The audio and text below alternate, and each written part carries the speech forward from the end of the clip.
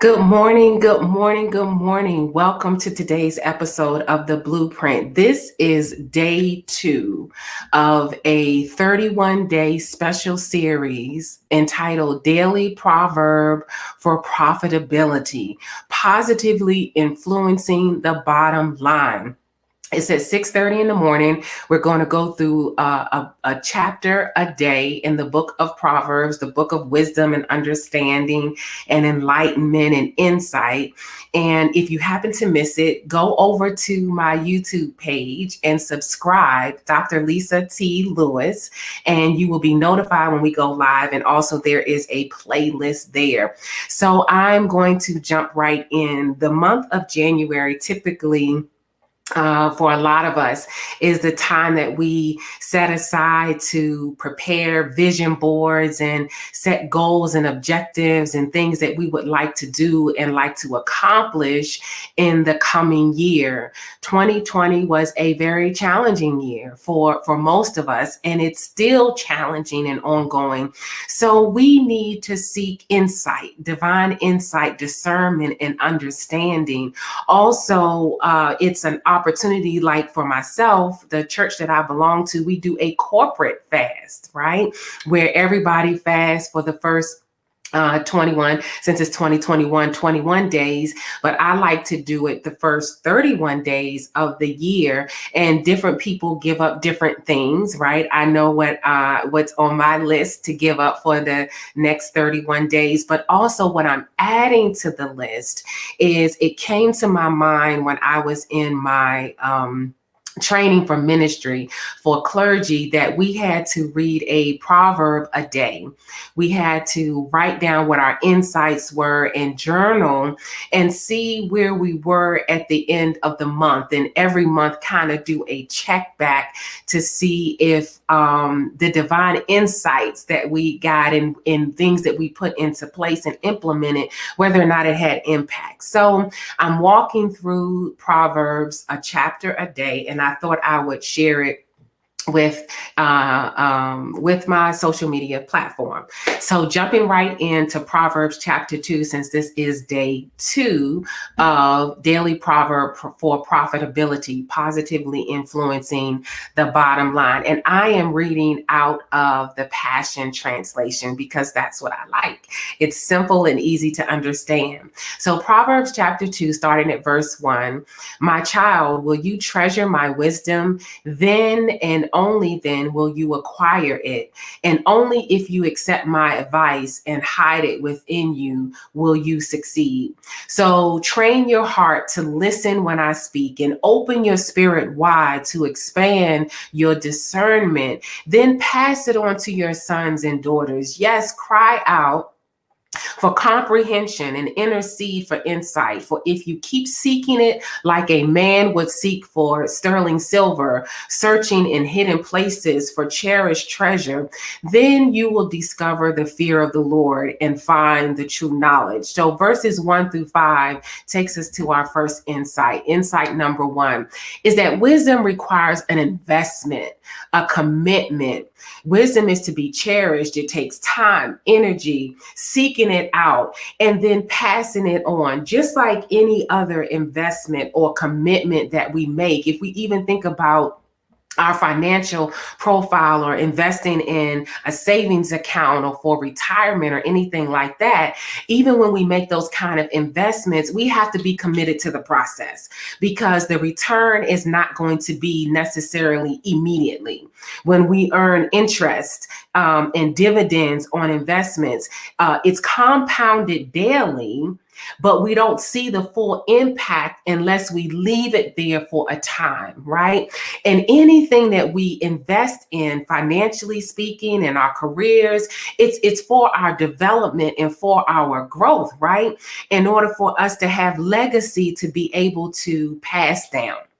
in order to share it with others and those that we come in contact with. And so even in this time, what we've invested in, we have noticed and learned that a lot of us have had to tap into savings, have had to tap into relationships. We invest in relationships, right? And even those results aren't immediate, but flourish over time. And we have to relook at and take that wisdom on what it is that we need to invest and commit to in this year, in this season. So jumping back in, picking up at verse 6 of Proverbs chapter 2. Wisdom is a gift from a generous God, and every word he speaks is full of revelation and becomes a fountain of understanding within you. For the Lord has a hidden storehouse of wisdom made accessible to his godly lovers. He becomes your personal bodyguard as you follow his ways, protecting and guarding you as you choose what is right. Then you will discover all that is just, proper, and fair, and be empowered to make the right decisions as you walk into your destiny. When wisdom wins your heart and revelation breaks in, true pleasure enters your soul. If you choose to follow good counsel, divine design will watch over you, and understanding will protect you from making poor choices. So that gets us to our next point in verses 6 through 11, and what I just finished reading in Proverbs chapter 2, that wisdom is a gift that keeps on giving. Wisdom is a gift that keeps on giving. Wisdom is not a one and done. When we get insight and discernment, it is a gift that keeps on giving. It gives us ideas. It gives us insight and discernment on the proper choices to make. Every day, throughout the day, we are making choices and decisions. I learned one of my school teachers, clergy, Bible school teachers used to teach all the time, and he still says to this day, is that we live and die by the choices that we make. I think about some of the choices that I made in 2020. I think about some of the consequences of those choices, and when I didn't make the best choices, the results were detrimental, right? They impacted my life in a negative way. But then better choices that I made had better results and better outcome. So I think about the fact that we're in this corporate fast at the beginning of the year, right? So I have a relationship with food.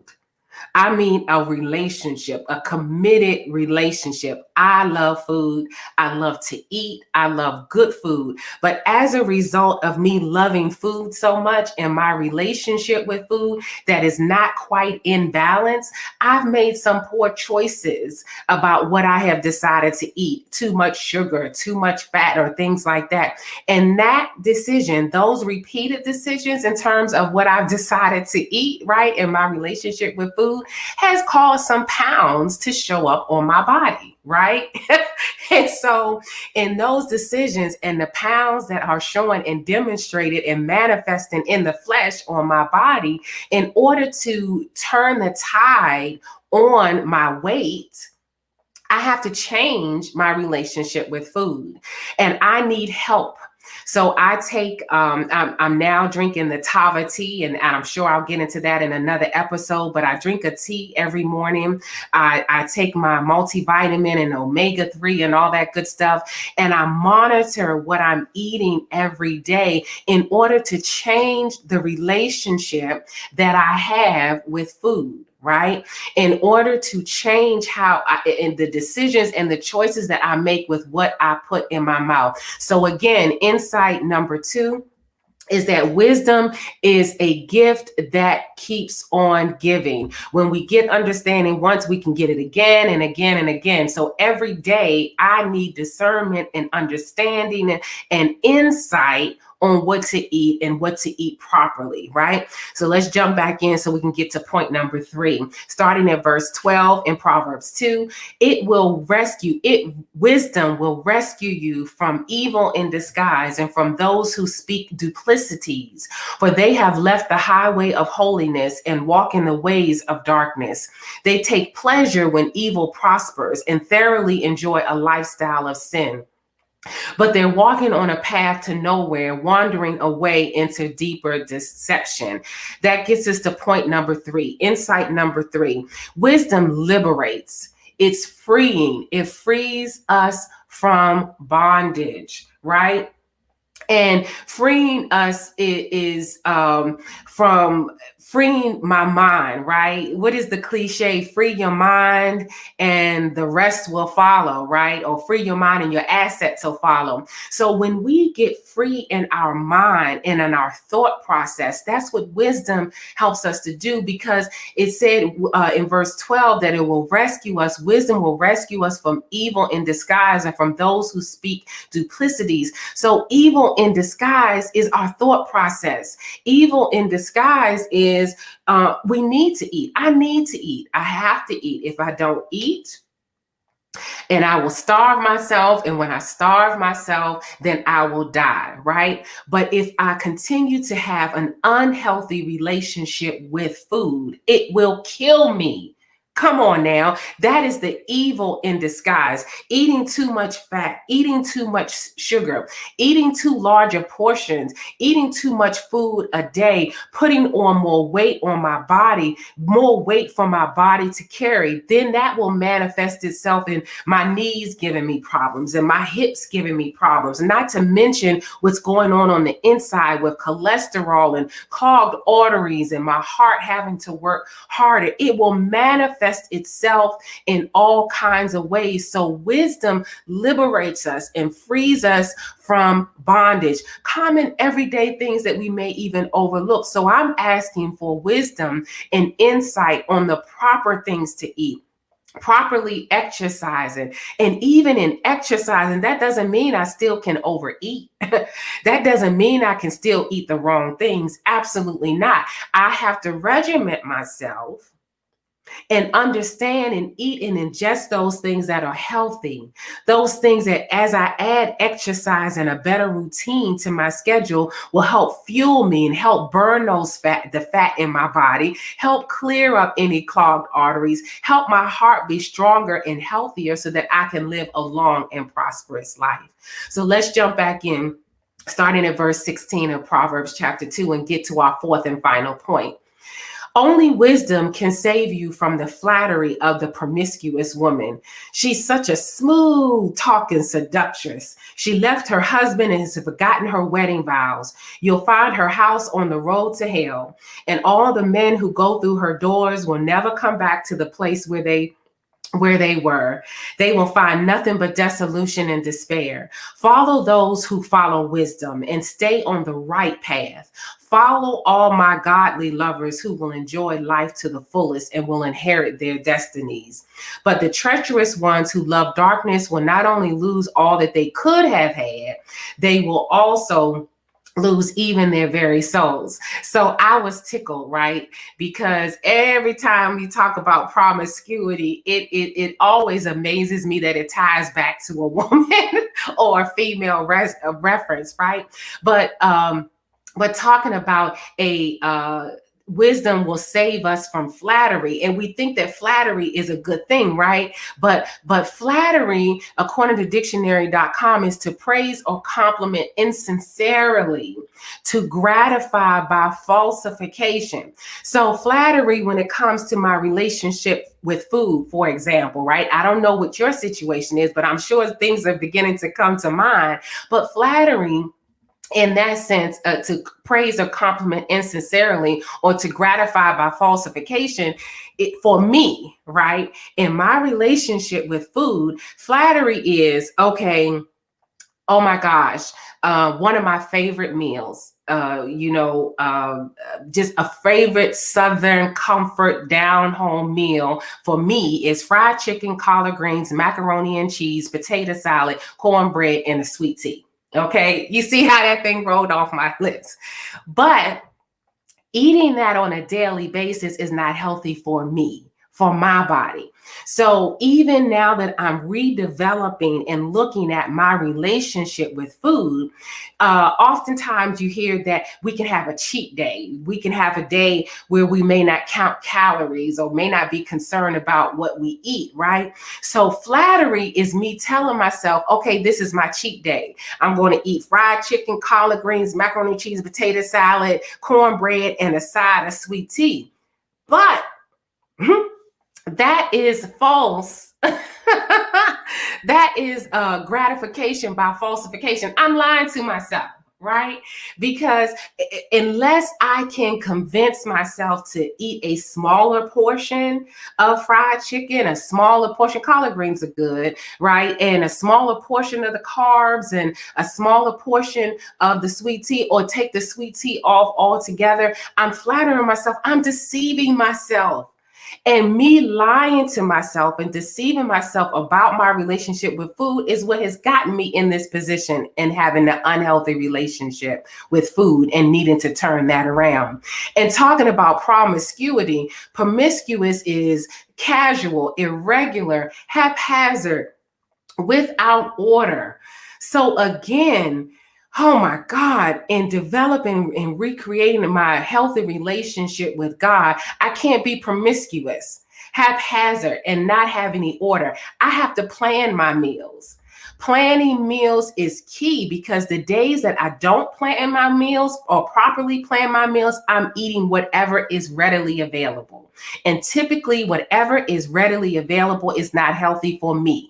I'm not talking about what's healthy for you, but it's not healthy for me. High in calories, high in fat, high in preservatives. But I have to cook my meals, plan my meals out for the week in order to recreate and let wisdom and discernment have its perfect work. So that gets us into the fourth and final point, is that wisdom exposes or shines a spotlight on hidden hazards and dangers. And that we can find in verse 16 and 22 of Proverbs chapter 2, which I just read, is that wisdom exposes or shines a spotlight on hidden hazards and dangers. So wisdom giving us that insight that we need.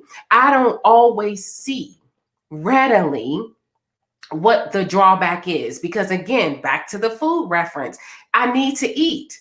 But just because I need to eat, I need to eat the right things and not the wrong things. I need to eat healthy foods, nourishing foods that's like fuel to help my body burn and eliminate all the bad stuff and keep and retain the healthy things that will nourish me and be healthy. So that's what we need the insight and the wisdom of God for, is exposing and shining a spotlight on hidden hazards.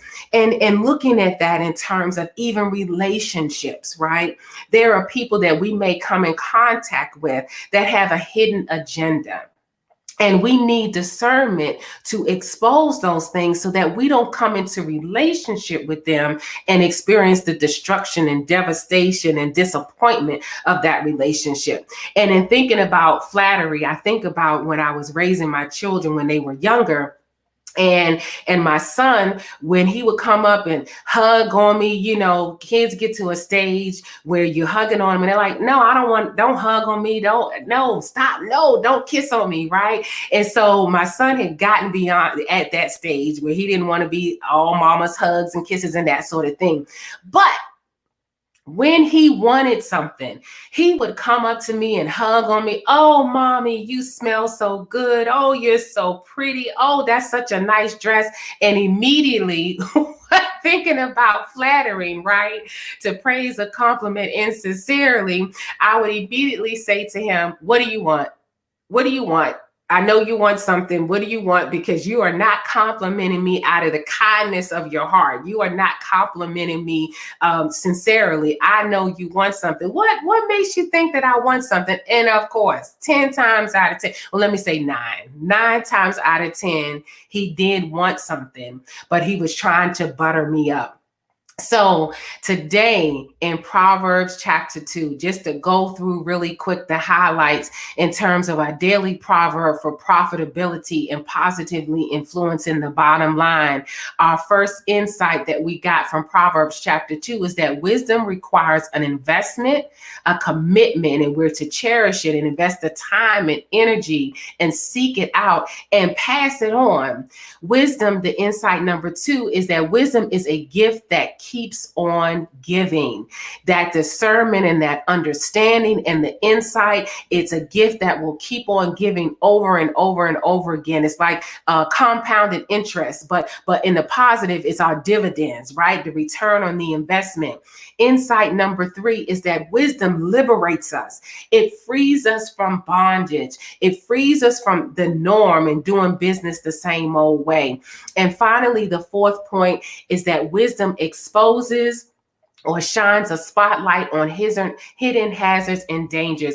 It keeps us protected and it keeps us safe. So I certainly hope that you were blessed today, and that as you look at the insights found in Proverbs chapter 2 and you apply them to today and see. So we're starting off at the morning with these insights. Journal them and see how wisdom shows up and discernment shows up throughout the day. And at the end of the day, if you do a gratitude journal, or at the end of the day, just think as you lay in the bed and close your eyes and drift off into rest, think about how wisdom and discernment showed up today. Think about how we can apply those insights, and think about how it showed up and how much smoother your day went and how you were able to avoid some pitfalls thanks to the insight and the discernment. You be blessed, and I look forward to seeing you tomorrow as we jump into Proverbs number 3 and pull out 4 insights to apply and get your vision boards done through the eyesight of wisdom. All right? Have a blessed day. And again, if you miss any episode, go and subscribe to my YouTube channel, Dr. Lisa T. Lewis, and look, click on notifications. So that way, when I go live, you'll be able to catch it right hot off the press. Have a blessed day, and let Proverbs have its perfect work in your life today.